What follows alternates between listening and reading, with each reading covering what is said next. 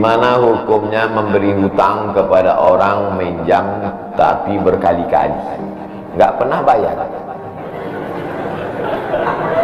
Apakah kita termasuk orang yang menzolimi dengan tidak mendidik orang tersebut menjadi mandiri?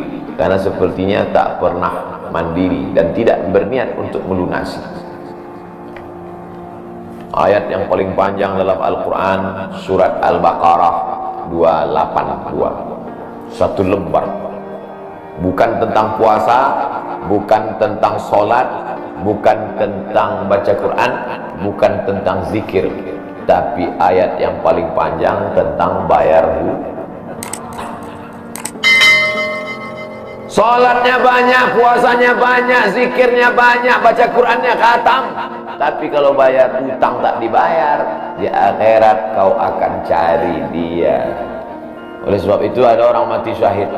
Oh, mati syahid. Orang mati syahid nggak merasakan sakratul maut. Orang mati syahid nggak merasakan azab kubur. Orang mati syahid tidak merasakan hisab. Orang mati syahid langsung masuk surga. Ilat lain kecuali hutang. Makanya kalau ada orang menagih hutang, itu dia bukan pelit, dia sedang menyelamatkan saudaranya dari makan haram. Makanya datang ke rumah dia. Habis pengajian nih langsung datang. Assalamualaikum, waalaikumsalam. Kau mau menagih ya? Aku bukan mau menagih, tapi menyelamatkanmu, anak cucumu, istrimu, tetanggamu dari makan haram. Ya ayyuhalladzina amanu, hai orang-orang yang beriman, hai orang yang percaya bahwa setelah mati dia akan hidup lagi menghadap Allah. Idza tadayantum bidainin, kalau kau menjalin transaksi hutang piutang, ila ajalin musamma, sampai ke batas waktu tertentu, faktubu, tulis, saya pinjam kepada kamu 500.000, akan saya bayar pada bulan Mei. Tahunnya jelas. Banyak juga bulan Mei. Maybe yes, maybe no. Bulan berapa? Bulan Mei tahun 2020. Oke. Sekarang bulan Maret. April, 1 Mei 2020 datang. Kapan kau bayar? Mohon maaf, aku nggak bisa, istriku baru meninggal, anakku pun sakit. Jangan kau cerita panjang lebar, tak tahan air mataku mau menetes. Kalau dia dalam kesulitan, fanaziratun ila maisarah, tunggu sampai dia lapang. Maisarah artinya lapang. Tunggu sampai dia lapang. Setelah dia lapang, datang lagi bulan Juni. Kapan kau bayar? Aku belum bisa. Nampaknya lebih banyak ongkos minyak aku daripada uang yang aku tagih. Yang paling bagus, wa anta saddaqu khairul lakum, kau sedekahkan itu lebih baik. Karena aku pun makin datang makin kumat darah tinggiku, kolesterolku pun makin naik. Jadi untuk yang 500.000 itu ku sedekahkan aja lebih. Tapi yang menghafal ayat ini yang ngasih pinjaman, bukan yang minjam. Sekarang banyak salah hafal, yang minjam pula yang hafal. Begitu kita tagih, kapan kau bayar? Wa anta saddaqu khairul lakum, kau sedekahkan itu lebih baik. Itu ayat aku. Ayat kau 8282. Banyak sekarang orang salah hafal ayat. Jadi dalam Islam hutang piutang adalah ajaran tolong menolong, tertulis dalam Quran. Namanya fikih muamalah. Ada fikih ibadah, sholat, zakat, puasa. Ada fikih jihad, jihad fisabilillah. Ada namanya fikih muamalat. Hutang piutang, gadai menggadai, pinjam meminjam, murabahah, mudharabah, bagi hasil. Maka hutang piutang ini cara tolong menolong. Jangan sampai dihilangkan. Tapi kalau tidak mendidik, maka Islam bukan agama yang memanjakan orang. Ada anak yang kurang ajar kepada orang tuanya. Bagaimana caranya berbakti kepada orang tua yang telah wafat? Apakah anak ini masih dapat ampunan Allah Subhanahu wa ta'ala? Datanglah seorang bapak mengadu kepada Umar bin Khattab. Assalamualaikum Khalifah Amirul Mukminin Umar bin Khattab. Waalaikumsalam. Ini anak saya kurang ajar, tolong dihajar dulu. Kata Umar bin Khattab, Umar bin Khattab orangnya bijaksana, dia tidak mau main pukul. Dia tanya, kenapa kau kurang ajar pada bapakmu? Hai Umar bin Khattab, kata anaknya, iya. Apakah seorang anak itu punya hak terhadap bapaknya? Ya. Apa hak anak? Mencarikan ibunya yang solihah, memberikan nama yang baik, memberikan makanan yang halal. Itu hak anak.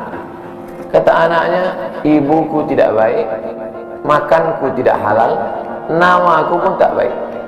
Apa kata Nabi kepada bapaknya? Apa kata Umar kepada bapaknya? Laqad aqaqtahu qabla an ya'aqqa alaik. Sebelum anakmu durhaka kepadamu, kau sudah durhaka duluan kepada anak. Jadi kalau begitu, ada anak durhaka, ada bapak ini jangan sampai anak bapak tahu. Nanti dia pulang, anak durhaka kok. Dia senyum, kau bapak durhaka. Ibunya tak baik, namanya tak baik, makannya tak baik. Kasih dia nama yang baik, kasih dia makan yang halal. Kadang-kadang kenapa otaknya tak lurus? Karena makannya tak halal. Dikasih dia makan rishwah, makan sogok, makan haram. Kenapa kau kasih makan haram? Gimana lah Pak Ustaz, yang haramnya aja pun payah. Astagfirullah. Allah sediakan alam semesta begitu banyak yang halal. Kenapa kau kasih dia makan haram? Jangan pernah kasih anak makan haram. Pesan kakek saya, datuk saya, kalau bahasa kampungnya grandfather. Cucuku 40 orang, yang satu ini jangan sekolah umum. Maksudnya saya tak dikasih sekolah umum, maka saya tak pernah sekolah umum. Sekolah ibtidaiyah, sanawiyah, aliyah, al-azhar, Maroko, Sudan. Tak pernah sekolah umum. Cucuku yang ini jangan sekolah umum, jangan kasih makan haram, nanti otaknya gelap. Cucuku yang ini jangan kalian kasih makan haram, nanti otaknya gelap. Pesan itu disampaikan almarhumah mak saya ke saya. Kau pun nanti anak kau jangan kau kasih makan haram, nanti otaknya gelap. Kalau sudah otak gelap, tak bisa membedakan mana tiang, mana orang, sifatnya kalau gitu. Nah, jangan sampai anak kita durhaka gara-gara kita bapak yang durhaka. Kalau anak sudah durhaka, meninggal orang tuanya, setelah itu dia bertobat, bagaimana cara minta ampunnya? Maka dia bersedekah. Mana dalilnya? Seorang sahabat datang menjumpai Nabi. Ummi matat, ibu saya sudah meninggal. Apa atasaddaqu anha? Kalau saya bersedekah, apakah pahalanya sampai kepada almarhumah ibu saya? Kata Nabi, tasaddaq, bersedekahlah, sedekahmu sampai. Maka wahai anak-anak durhaka yang sudah mati ibu dan bapakmu, maka datang kau habis pengajian ini langsung ke tempat anak yatim, panti jompo, sekolah-sekolah, pondok pesantren. Tanya Pak Kiai, Pak Kiai, apa yang kurang di pesantren ini? WC. Karena pesantren santrinya 1000, WC-nya 2. Bayangkan panjang antrian. Berapa yang keluar dalam celana? Saya bangunkan WC, pahalanya mengalir untuk almarhumah. Maka pagi, petang, siang, malam mengalir pahalanya. Sedekah. Ayu sedekah tu afdal. Apa sedekah yang paling afdal? Sakyul ma, memberi air minum. Sedekah yang paling afdal, kasih air minum. Saya ceramah di Banjarmasin, di depan rumah seorang pejabat. Itu ada kulkas, tapi nggak sampai beku, freezer. Setiap dipencet keluar air dingin. Gelasnya dikasih pakai rantai besi, takut dilarikan tukang ambil aluminium. Buat wakaf untuk almarhumah. Itu bagus kan. Saya ceramah di Malaysia, di pintu masjid itu ada kotak box. Kalau kita ambil satu botol, keluar botol baru. Ambil satu botol, keluar botol baru. Wakaf untuk, itu bagus, sedekah. Jangan sedekah teh botol, nanti dia kena diabetes. Air putih, ini bagus, mengalir. Sedekah sumur bor, pergi ke masjid, putar keran nggak ada air, tanya pengurus masjid, Pak pengurus, ya, mana sumur bor? Nggak ada, saya buatnya. langsung bunyi. Nah, itu berarti cash itu. Begitu cara berbakti pada orang tua dengan sedekah. Tapi Pak Ustadz, saya jangankan sedekah, makan saya pun Senin Kamis Pak Ustadz doa, Allahumma ighfir lahu warhamhu wa'afihi wa'fu anhu. Bangun tengah malam, Rabbighfirli wa li walidayya warhamhuma kama rabbayani shaghira. Apa itu bid'ah? Bid'ah membuat sesuatu yang tidak dibuat oleh Nabi Muhammad SAW.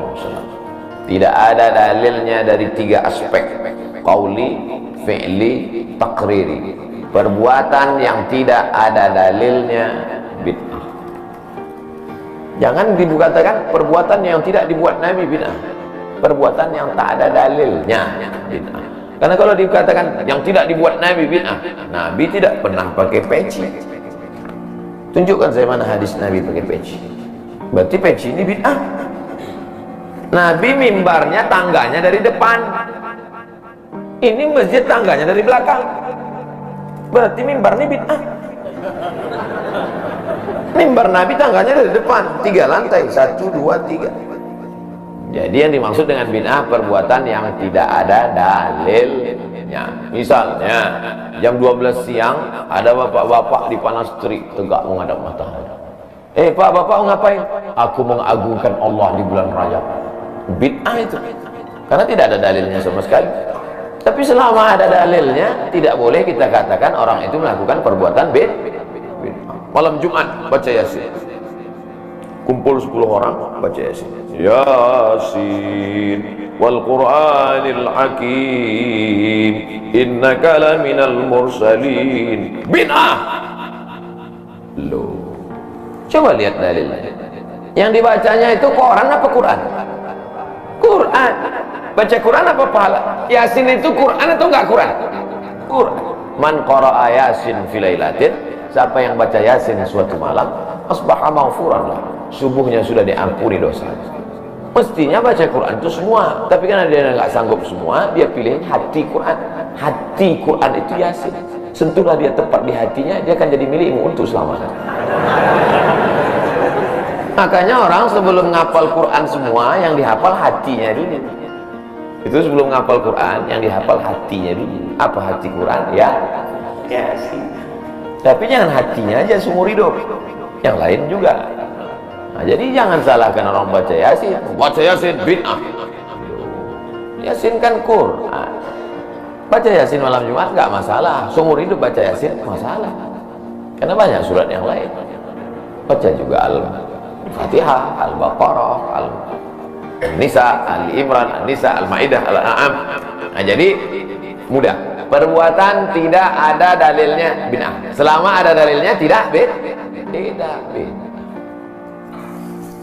Ustaz, kiat-kiat apa yang kami lakukan sebagai guru kepada anak didik kami sebelum dan sesudah mengajar agar ilmu mudah dimengerti? SDIT Al-Farabi. Aristoteles, Socrates, Thales, Demokritos, itu adalah pemikir-pemikir dari Greek, Yunani kuno. Pada masa abad kedua datang seorang khalifah bernama Abu Ja'far Al-Mansur. Semua buku-buku dari Yunani diterjemahkan. Nama lembaganya Dar Al-Hikmah, Dar Rumah Hikmah Ilmu Pengetahuan. Dibuatlah Dar Al-Hikmah, Rumah Ilmu Pengetahuan. Diterjemahkanlah dari bahasa Yunani ke dalam bahasa Arab. Akhirnya orang Islam pun jadi dokter, Avicenna. Karena orang Barat payah menyebut Ibnu Sina, Averroes, Ibnu Rus. Tapi ada seorang yang bergelar the second teacher. First teacher Aristoteles, second teacher Al-Farabi. Ternyata Al-Farabi ini bukan dari Arab, tapi dari Pomalaa. SDIT Al-Farabi. Ini supaya wali murid tahu, anak ibu di mana? SDIT Al-Farabi. Al-Farabi itu artinya apa? Ya SDIT. Al-Farabi itu di barat dia diberi gelar the second teacher. Guru pertama Aristoteles, guru kedua adalah Al-Farabi, saking cerdasnya. Artinya apa? Dia tidak hanya diakui dalam Islam, tapi juga di luar Islam. Kenapa dikasih nama Al-Farabi? Karena ingin anak-anak kita dalam kepalanya tidak hanya fisika, biologi, kimia, matematika, bahasa Inggris, tapi juga dalam kepalanya ada Quran, hadis, fikih, akidah, akhlak, dan bahasa Arab. Sehingga nanti dia akan menjadi ekonom, tapi ekonom yang beriman. Dia akan menjadi filosof, filosof yang bertakwa. Inilah cita-cita alumni Al-Farabi, insyaallah. Amin ya rabbal alamin. Nah, yang pertama kali menjadi guru itu adalah ikhlas. Karena kalau gurunya ikhlas, cakapnya masuk ke hati. Kalau dari mulut ke mulut juga masuk. Tapi kalau dari hati ke hati juga masuknya. Kira-kira yang tadi saya sampaikan tadi, saya mulai tadi jam 5.15, sekarang jam 6.05 dan 50 menit saya bicara. Masuk tak ke hati Bapak Ibu? Kalau tak masuk ke hati Bapak Ibu, berarti yang ceramah itu enggak dari hati. Dari mulut ke mulut juga masuk. Jangan sampai ke mulut pun tak masuk. Nauzubillah. Yang pertama kali tulus ikhlas. Karena perbuatan yang paling tinggi amalnya adalah menjadi guru. Makanya saya lebih memilih menjadi guru. Saya sampai sekarang jadi guru. Cuman saya tidak punya kelas. Dulu sempat jadi dosen, habis itu keluar. Kelas saya sekarang masjid, lapangan sepak bola, sama stadion, sama gedung olahraga, sport center Antam. Saya mengajar tidak lagi terbatas oleh dinding kelas. Semua tempat menjadi tempat mengajar. Guru yang pertama harus ikhlas. Yang kedua, tingkah laku perbuatannya. Guru digugu dan ditiru. Guru itu dari mulai cara minumnya aja diikut orang. Guru minumnya tangan kiri. Yang minum tangan kiri itu setan. Berarti kalau ada guru minum pakai tangan kiri, berarti guru setan. Hati-hati jadi guru. Oleh sebab itu maka guru ini luar biasa. Guru ini luar biasa Bapak Ibu. Perbuatan yang tidak putus setelah mati guru. PNS setelah mati putus. Yang kan mati pensiun aja putus. Apalagi mati. Tapi guru. Saya dulu punya dosen. Kata dia saya ini lulus hakim. Tapi kemudian saya tinggalkan hakim, saya pilih jadi guru. Kenapa gitu Pak dosen? Karena kalau saya jadi hakim, 1 tahun ada 10 perkara, 10 senang kepada saya, 10 benci. Yang menang senang, yang kalah benci. Tapi menjadi guru, tidak akan ada murid saya yang benci kepada saya. Betul. Guru SD saya, berapa kali kepala saya diantukkannya ke tiang. Asal pelajaran saya nggak dapat, diantuknya. Begitu reuni, saya cium tangannya. Saya nggak sakit hati, ingat aja dikit. Datang saya belikan hadiah, saya cium tangannya, meleleh air mata saya. Betul, menjadi guru itu adalah nikmat. Maka saya pilih jadi guru. Guru nggak ada pensiunnya. Saya sampaikan sampai mati saya tetap menjadi guru. Oleh sebab itu maka guru ini luar biasa. Guru pahlawan tanpa tanda jasa. Oleh sebab itu menjadi guru. Oh, tapi jangan gara-gara ini semua pegawai Antam keluar mau jadi guru. Memang ibu bukan guru, tapi ibu menjadi guru bagi anak-anak ibu. Bapak jadi guru bagi keluarga bapak. Itu kita sudah menjadi guru, insya Allah. Mak saya perempuan yang biasa, dia bukan guru, dia bukan PNS, dia bukan kepala sekolah, tapi dia menjadi guru bagi kami, anak-anak. Kalau kami pulang bawa main-mainan, dia tanya, mainan ini dapat dari mana? Dari jalan mak, antar ke tempat kau jumpa tadi, karena tak tahu itu punya siapa. Nanti di akhirat ini akan kau pikul menghadap Allah SWT. Sampai hari ini kalau ketemu barang-barang di jalan tidak berani bawa pulang, ingat pesan almarhumah emak. Mungkin cakap ustaz tidak masuk ke telinganya, tapi kata-kata ibu luar biasa. Ibu-ibu, bapak-bapak, nanti kalau mau sakratul maut, pesan paling jitu sampaikan pas mau mati. Jangan makan haram. Luar biasa itu, mereka berkesan. Sampai anak cucu akan mereka sampaikan. Nenekmu dulu ketika mau mati, pesan terakhirnya, jangan makan haram. Baru sebut la ilaha illallah. Pertama, ikhlas.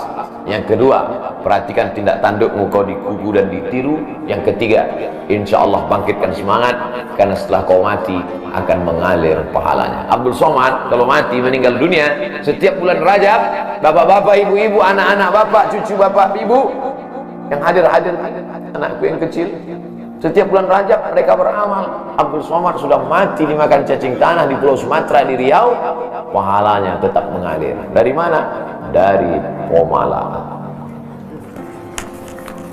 Bismillahirrahmanirrahim. Assalamualaikum Ustaz. Waalaikumsalam.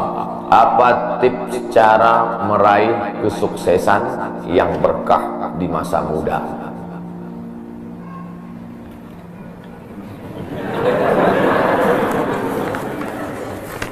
Saya tidak pernah bercita-cita menjadi apapun. Cita-cita saya dulu cuma satu, bagaimana membahagiakan orang tua. Itu saja. Ya Allah, aku sekolah, tak tahu dulu pulang mau jadi apa. Yang penting bisa membahagiakan orang tua. Itu saja. Jadi setelah itu sampai, ya sudah, bisa menyenangkan hati orang tua, bisa, itu saja. Maka selalu saya sampaikan di kampus-kampus kepada mahasiswa, kalian kalau belum bisa membahagiakan orang tua, jangan menyusahkan orang tua. Ini kadang baru ngelihat namanya aja di HP dah kumat darah tinggi main. Kalau belum bisa membahagiakan dia, jangan menyusahkan dia. Maka saya di Mesir 4 tahun tak pernah saya minta duit. Tiba-tiba udah sampai ke Mekah. Mak, aku udah di Mekah. Dari mana kau dapat ongkos? Ada tabunganku sikit-sikit. Pergi ke Makkah, kerja, pulang, bayar. Jangan pernah menyusahkan orang tua. Oleh sebab itu cita-citanya yang pertama mencari ridha Allah. Ridha Allah fi ridhal walidain wa sukhutullah fi sukhutil walidain. Pulang saya ke kampung, saya mau beli tanah berapa meter, ternak lele, tanam cabai, daun ubi, malam ngajar ngaji. Cita-cita saya kecil. Tak ada cita-cita mau jadi ustadz viral disambut di airport. Terus kata mak saya, masa kau S2 tinggal di kampung, pergilah ke kota. Akhirnya saya menghonor jadi dosen, siang jadi dosen, malam ceramah di masjid, direkam, diupload, khutbah diupload, like and share, akhirnya viral. Diusir beberapa kali, makin viral. Dibully, makin viral. Akhirnya yang membuli saya taubat. Ini orang makin dibully, makin viral. Udah kita diamin aja lah. Itu semua itu kerja kita atau kerja Allah? Kerja Allah. Kerjakan kerja kita, urusan Allah biar Allah yang urus. Kita hidup ini sama macam bawa pancing. Kita tugas kita ambil bambu, pasang kail, cari cacing, letakkan. Masalah ikannya datang tak datang itu urusan Allah. Ini kadang banyak orang ngurus urusan Allah yang dia urus. Urusan Allah yang kau urus. Kata Allah, yang mendatangkan ikan ini urusan aku. 10 pancing pasang, itu urusan kita. Tarik pancing satu, cacingnya hilang. Cari pancing satu, kailnya hilang. Cari pancing satu, talinya hilang. Yang ke-10, bambunya hilang. Marahkah kita? Tidak. Karena urusan kita sudah selesai. Serahkan urusan Allah. Pulang ke rumah, rupanya Allah mau kasih kita bukan ikan mentah, tapi ikan masak.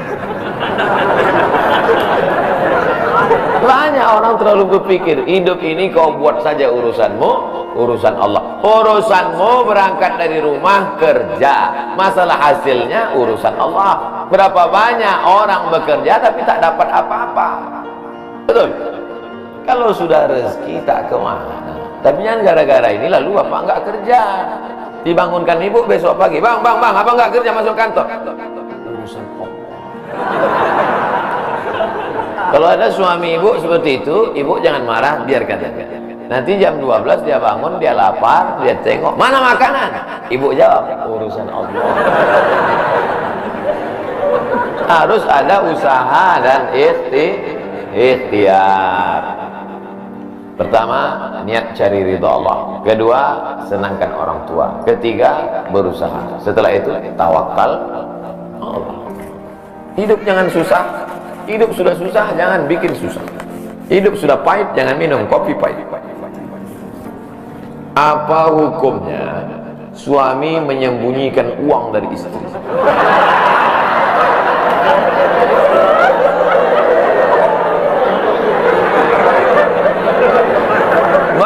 Bang, kata istrinya, bang, ini duit apa bang? Duit sial. Oh, duit sial, udah kusembunyikan, kau dapat juga.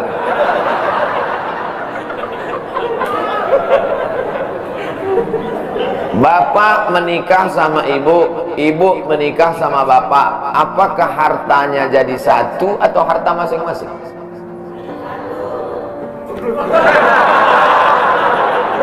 Mereka mau hartanya jadi satu dan bapak ketakutan. Itu yang saya baca. Sekarang kita baca ayat-ayat. Walakum nisfu ma taraka azwajukum illam yakul lahunna walad. Kalau istrimu meninggal, kau dapat 50% hartanya kalau tidak ada anak. Wa in kana lahunna waladun, kalau dia punya anak, falakumur rubu'u, kamu dapat 25%. Sekarang saya tanya, hartanya nyatu atau pisah?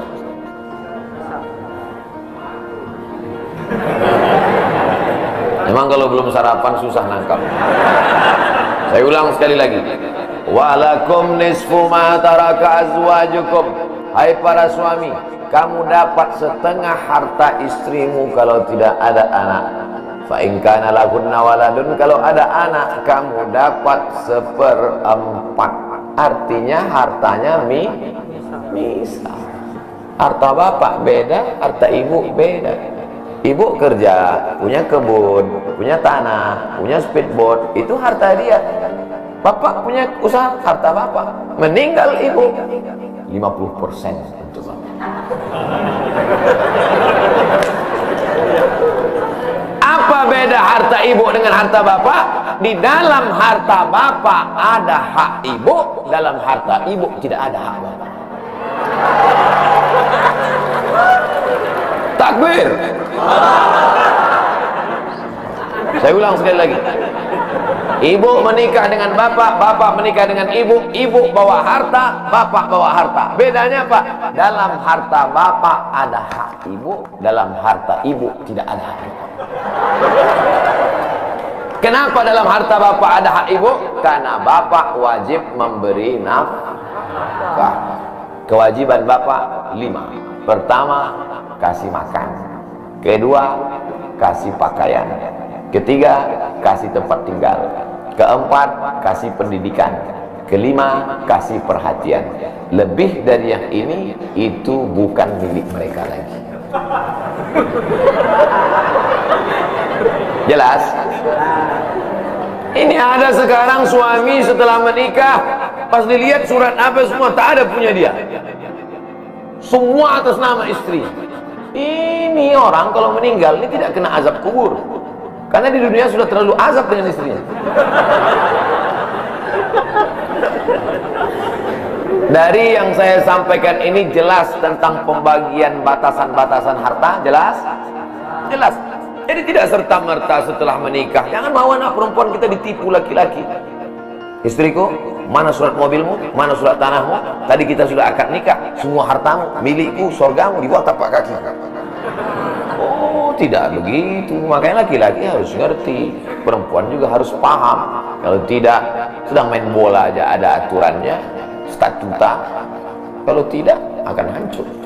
Tapi insya Allah jelas.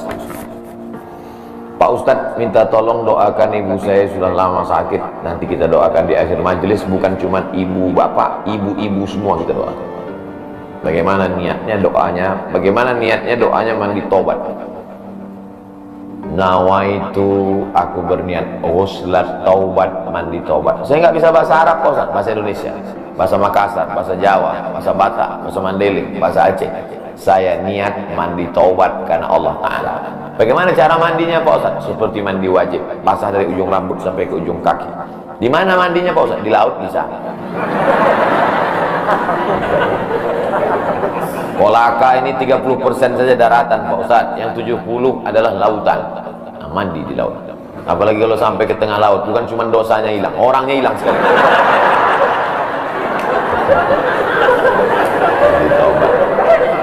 Setelah mandi taubat, sholat sunat taubat, usolli sunnatat taubat raka'ataini lillahi ta'ala. Ayatnya bebas.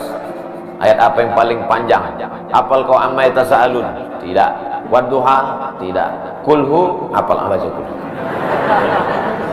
Di sujud terakhir banyak berdoa.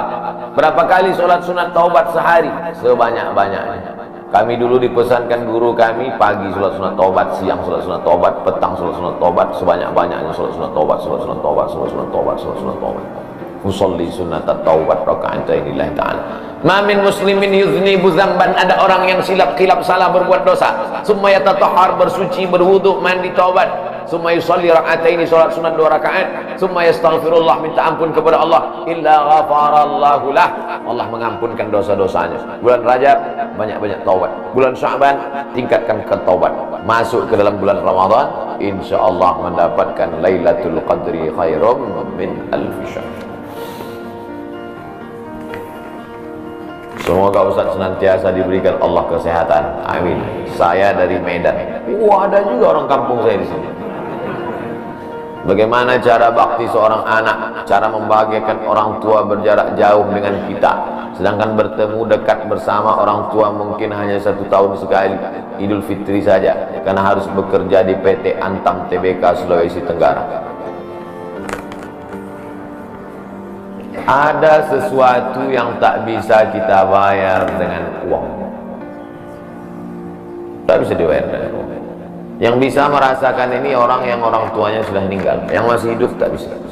Lam ya'rif man lam yadhuq, yang tak pernah merasakannya tak bisa menceritakannya, karena tak bisa dirasakan. Setelah orang tua itu tak ada, barulah kita rasa dunia ini hampa, tak ada gunanya. Duit itu tak ada gunanya, mobil itu tak ada gunanya, rumah itu tak ada gunanya, apapun tak ada gunanya. Waktu dapat saya gelar doktor dari Sudan, pulang saya ke rumah, tak ada gunanya, tak bisa lagi diceritakan. Dulu apapun yang dapat diceritakan, ma, aku dapat sorban dari, ma, aku dapat peci. Sudah pulang dari Brunei, dapat gelar visiting profesor di Universitas Islam Sultan Syarif Ali. Tak ada gunanya. Paling-paling ditulis di baleho aja, profesor. Untuk menunjukkan bahwa kita bukan ustaz kaleng-kaleng. Nanti setelah dia tidak ada, barulah kau cari mana kain yang pernah dia pakai dulu, mana sajadah yang dulu dia pakai waktu sholat, di mana dia dulu sering duduk. Bekas tempat duduknya aja pun bisa menghilangkan duduk. Bekas tempat dia duduk dulu, tempat dia duduk makan kacang sambil minum teh, duduk kok di situ bisa menghilangkan duduk. Quran yang dia baca dulu lengkap dengan rehalnya. Bangun kau tengah malam, kau bentang sajadah, duduk kau di situ, kau buka Quran yang dia baca dulu, hilang rindu. Tapi setelah dia tak ada, makanya mumpung dia masih ada, ciumlah tangannya, peluklah badannya, ciumlah keningnya. Kalau kau ada duit, kirim. Tak bisa, karena cari makan jauh Pak Ustaz, mesti terbangun dari Sumatera sampai kemari. Apa boleh buat? Memang begitu kondisi ekonomi kita sekarang. Allah tidak marah, tapi kalau kau mampu, kirimlah. Siapa orang yang kira-kira bisa digaji, dibayar untuk memasakkan dia di rumah? Berkirimlah. Karena sampai masanya nanti duit yang banyak itu tidak ada gunanya. Sebanyak apapun kau simpan, tak ada rasanya lagi, hampa, tak ada gunanya. Maka mumpung dia masih ada, Idul Fitri paksa-paksakanlah pulang. Mahal tiket pesawat, tabunglah, telepon. Masih ada dia menyambut teleponmu, berikan HP yang kira-kira lama dia pakai, tinggalkan. Mak, ini chargernya, ini handphonenya, ini baterainya, persiapan kalau rusak pasangkan di sini. Nanti kalau aku telepon Sampai masanya nanti handphonenya berbunyi tapi tak ada yang mengangkat. Selagi dia masih ada, senangkanlah hatinya. Kirimkanlah kain. Kain itu tidak akan dia pakai, tapi insya Allah menyenangkan hatinya. Ketika hatinya lapang, lapang rezeki. Ketika hatinya senang, senang hidup. Tapi kalau sudah hatinya sempit, meleleh air matanya, rindu karena tak pernah kau telepon, disitulah awal azab Allah datang. Kau akan berenang dalam kesengsaraan.